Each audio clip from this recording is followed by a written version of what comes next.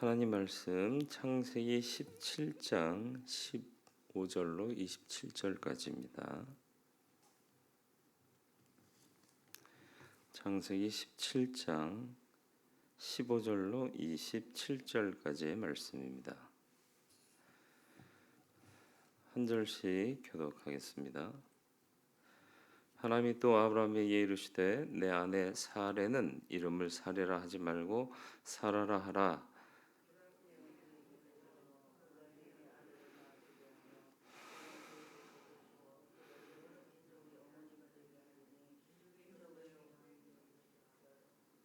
아브라함이 엎드려 웃으며 마음속으로 이르되 100세 된 사람이 어찌 자식을 낳을까? 사라는 90세니 어찌 출산하리요 하고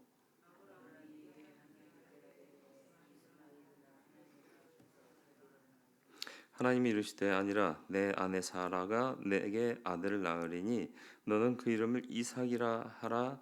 내가 그와 내 언약을 세우리니 그의 후손에게 영원한 약속이 되리라.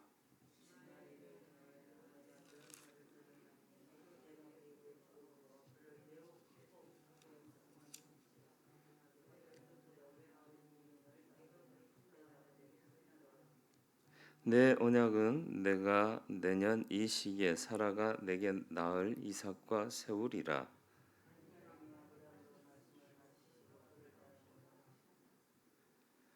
이에 아브라함이 하나님이 자기에게 말씀하신 대로 이날에 그 아들 이스마엘과 집에서 태어난 모든 자와 돈으로 산 모든 자 곧 아브라함의 집 사람 중 모든 남자를 데려다가 그 포피를 베었으니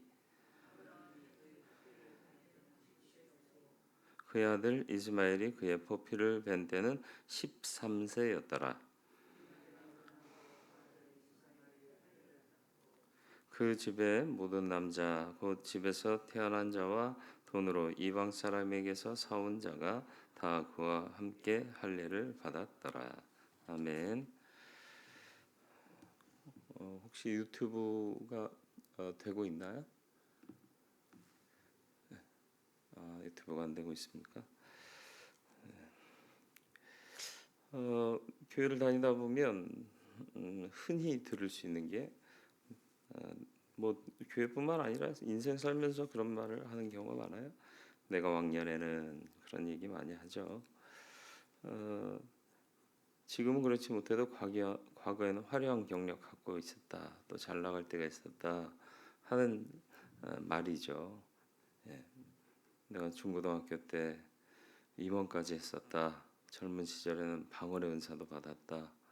또 일찍이 집사직분도 받았었다. 또 여전도회 남전도회 임원도 했었다. 그런데 지금은 하나님을 믿는 것이나 내가 노력하는 것이나 다를 바가 없다고 생각하느냐? 믿어도 잘 되는 것이 없다고 생각하는 경우도 있어요. 지금 먹고 살기도 바쁜데 교회도 여유가 있는 사람이 다니는 것이다. 이렇게 생각하는 경우도 있습니다. 새벽부터 밤 늦게까지 일을 해야만 살 수 있고 그런 여유가 없는 분들한테 또 교회 나오라고 하기는 또 미안할 정도가 되는 경우도 있어요. 또 이와는 전혀 반대로 간절할 게 없는 사람들도 있죠. 문제가 없어요. 모든 것이 여유가 있고 돈도 쓸 만큼 있고 직장도 안정적이고 자녀들도 잘 자라고 너무 문제가 없다 보니까 굳이 신앙을 가질 필요가 있느냐 이런 사람도 있고 또 현실이 즐거운 사람들이 있죠. 교회 오면 이거 해라 저거 해라 이거 하면 안 된다 이런 게 참 많아요. 교회 와도 별로 재미가 없죠.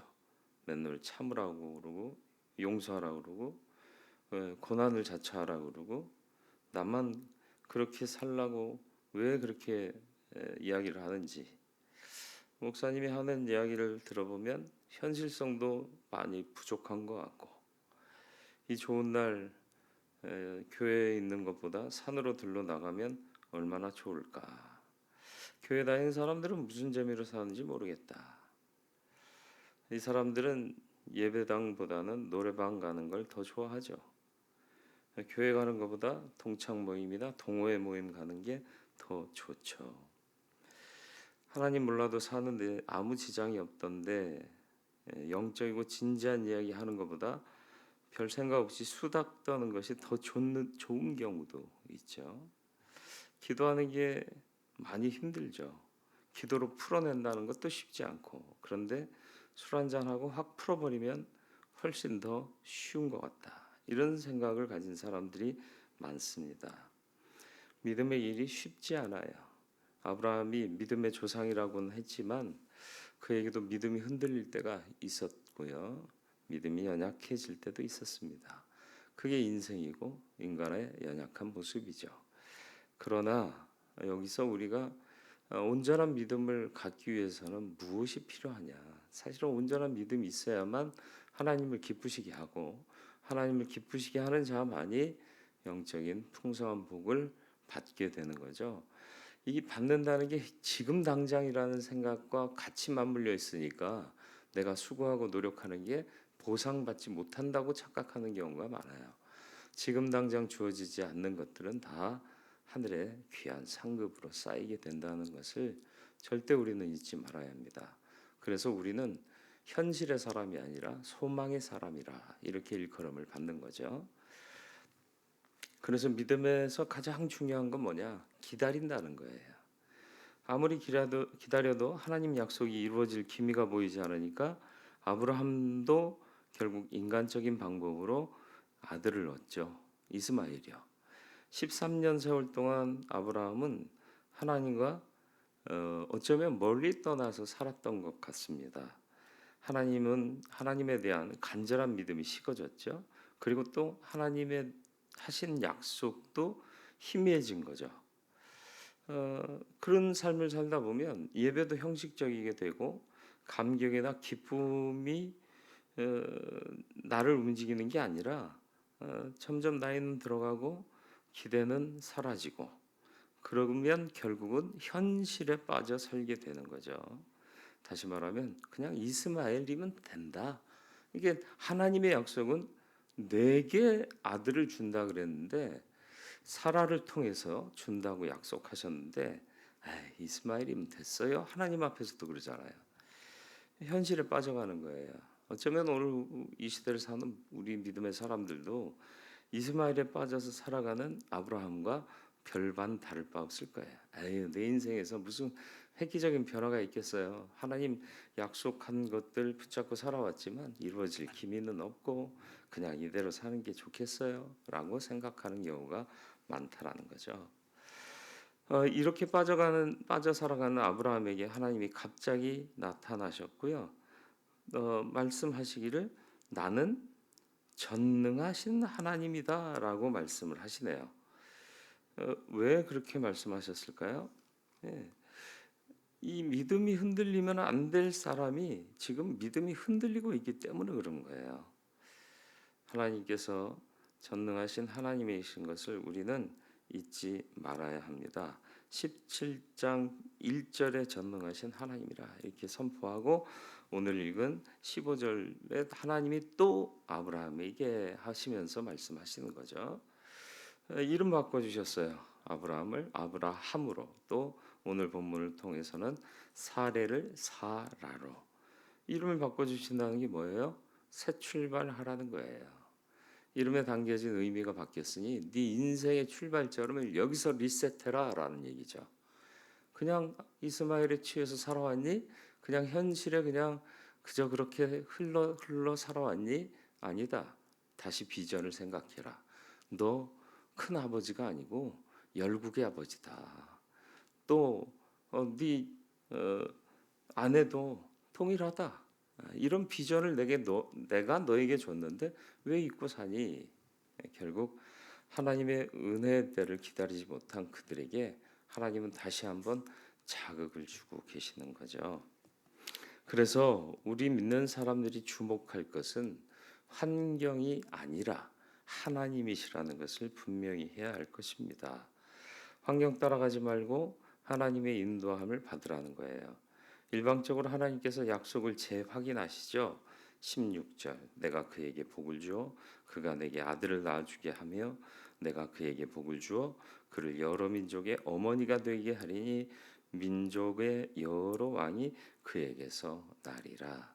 다시 한번 아브라함을 통해서 약속하신 것을 사례를 통해서 이루시겠다라고 다시 반복적으로 말씀하시죠. 얼마나 감사한 일이에요. 다시금 내가 잊고 사니까 자꾸 반복해서 기억하게 하시는데 이때 아브라함의 반응을 보시죠. 17절 아브라함이 엎드려 웃으며 마음속으로 이르되 백세 된 사람이 어찌 자식을 낳을까. 여기서 백세 된 자신은 이제 비전도 없다. 그냥 이만하면 됐다라는 한탄인 거고요. 사라는 90세니 이거는 이제 생물학적 의학적으로 경수 끊어진 지도 오래됐고 이제 여자로서 구실도 못한다. 어찌 출산하리요. 이렇게 현실의 상황들과 환경이 이미 끝났고 나는 그냥 이 상황 속에서 이 환경 속에서 그냥 살다가 가면 된다라는 생각을 하고 있는 거죠. 아브라함이 어이가 없다는 웃음을 웃은 거예요. 이건 불신의 웃음입니다. 사람은 누구나 속으로 생각하는 것이 있죠. 입으로 표현하는 말은 장소나 대상에 따라서 과장될 수도 있고 왜곡될 수도 있지만 속의 생각은 그렇지 않습니다. 비교적 어린 아이들은 속에 있는 생각을 그대로 표현하죠. 그런데 어른들은 속마음과 겉으로 표현하는 말이 다르죠. 속으로 말하는 것이 진실입니다. 아브라함은 몸은 지금 하나님 앞에 엎드려 있지만 속으로는 아닌 거죠. 웃고 있는 거예요. 아니 내 나이 100살이고 이런데 무슨 자식이며 아내 살아도 90인데 그 몸으로 어떻게 아이를 낳아. 아브라함의 믿음이라는 것이 굉장히 이중적인 것이죠. 하나님 앞에 엎드렸지만 하나님의 말씀은 지금 신뢰하지 못하고 있다라는 얘기죠. 하나님을 예배하고 그분 앞에 엎드려 있다고 해서 우리가 하나님 믿는다고 착각하면 안 돼요. 예배할 때마다 말씀 들을 때마다 내 마음의 자세가 어떠하냐라는 거죠. 아멘입니다. 주의 말씀이 옳습니다. 하고 받는지 아니면 그냥 세상 사는 얘기와 다른 좋은 얘기 듣고 있다. 또는 현실성이 별로 없다. 이렇게 생각하고 있는 건 아니냐. 아브라함만 하나님의 말씀을 듣고 웃었느냐? 우리도 하나님의 말씀을 들을 때 웃고 있는 경우가 얼마나 많으냐라는 거죠. 참다운 믿음은요, 인간이나 환경에 의해서 만들어지는 게 아니에요. 믿음은 인간의 경험이나 지식으로 만들어내는 게 아닙니다. 여론으로 만들어지는 것도 아니에요. 확률도 아니고 과학적인 데이터도 아니다라는 거죠. 믿음은 하나님이 주시는 것이고 하나님이 약속하신 것을 굳게 믿는 게 참 믿음입니다. 너희는 먼저 그 나라와 그 의를 구하라. 그리하면 하고 복의 조건들을 말씀하셨잖아요. 먼저 예배하라는 거예요. 하나님 앞에 지켜야 할 것들을 지키며 구하라는 거죠. 그러면 먹고 마시는 문제 하나님이 책임져 주신다. 그런데 우리는 어떤 입장이에요? 항상 환경과 상황이 바뀌면 하나님께 잘할게요. 이런 조건부잖아요. 하나님이 내 뜻은 분명해요. 먼저 그 나라와 그 일을 구하면인데 우리는 자꾸 먼저 들어주시면 내가 하나님 나라와 의를 구하겠습니다. 하나님을 따르지 못하고 환경, 상황을 따르고 있다라는 거죠. 그게 바뀌면 내가 하나님 이렇게 되고 있다는 거죠. 환경이 좋다고 해서 그게 하나님의 뜻이라고 착각하면 안 돼요. 성도는 환경이 주는 유익을 따라서 하나님에 대한 믿음을 발휘하는 자가 아니에요. 험한 골짜기 지날 때에도 하나님을 신뢰하는 것이 그게 참 믿음인 거죠. 일이 잘 풀리면 내가 하나님의 뜻대로 살고 있는 것이고 그렇지 않다면 그 뜻대로 살고 있지 않은 건가요? 아니라는 거죠. 환경이 나쁘다고 하나님이 우리를 사랑하지 않는 게 아닙니다. 하나님을 믿는 믿음이 온전해지려면 상황과 환경보다 하나님이 먼저이고 그 약속하신 말씀이 먼저인 삶을 살아가야 할 줄 믿습니다.